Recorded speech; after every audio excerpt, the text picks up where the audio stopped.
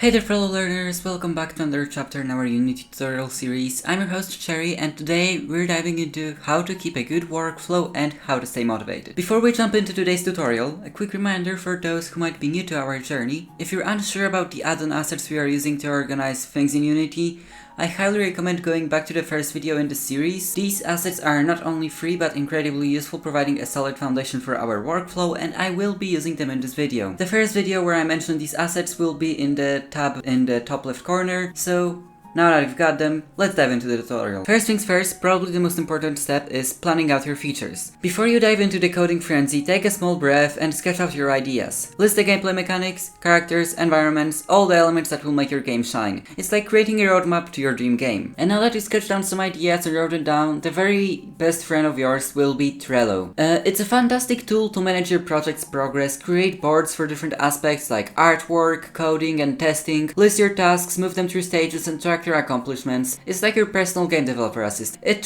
has many features like adding checklists to tasks, actually assigning them to people if you have a team, which personally I don't, but it can be useful if you do actually have friends to make the game with, or yeah.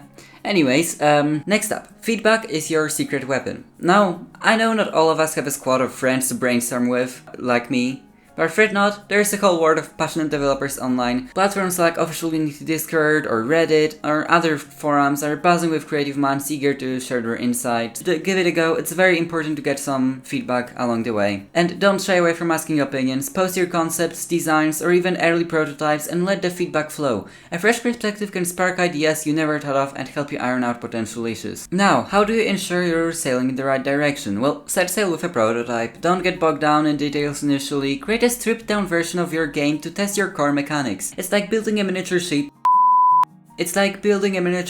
to see if it floats before constructing the grand vessel. A prototype helps you spot design flaws early, saving you time and heartache down the line. Next up, let's make your code collaboration smooth as silk, introducing comments in the code. These little gems can save you hours of confusion later on. Write concise explanations of your code's purpose, and when you come back months later, you'll thank your past self for the clarity. I have done that mistake while making my own indie game On the Wind's Breath. You can wishlist it using the link down in the description below. Please do, I need it. Algorithm helps. Yeah. Anyways, yeah, I made that mistake and I absolutely regret it. Don't make the same mistake as me. And now add a splash of color to your project, to your game view. Use colored headers for different object types. For example, here's a screenshot for my game.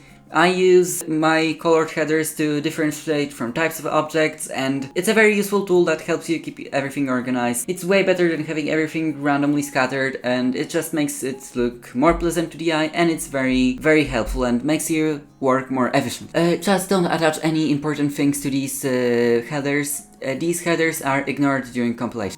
By the way, there is a huge sale going on in the Unity Assets store right now, where some assets are up to 50% off, and these assets are actually really good, and I think I will be purchasing some even by myself. These assets have been chosen by Unity affiliates like me, and they are all really good. So if you're purchasing anything, use my link from the description below. It costs you nothing and it helps me out a ton. Continuing, but what about those days when motivation seems to play hide and seek?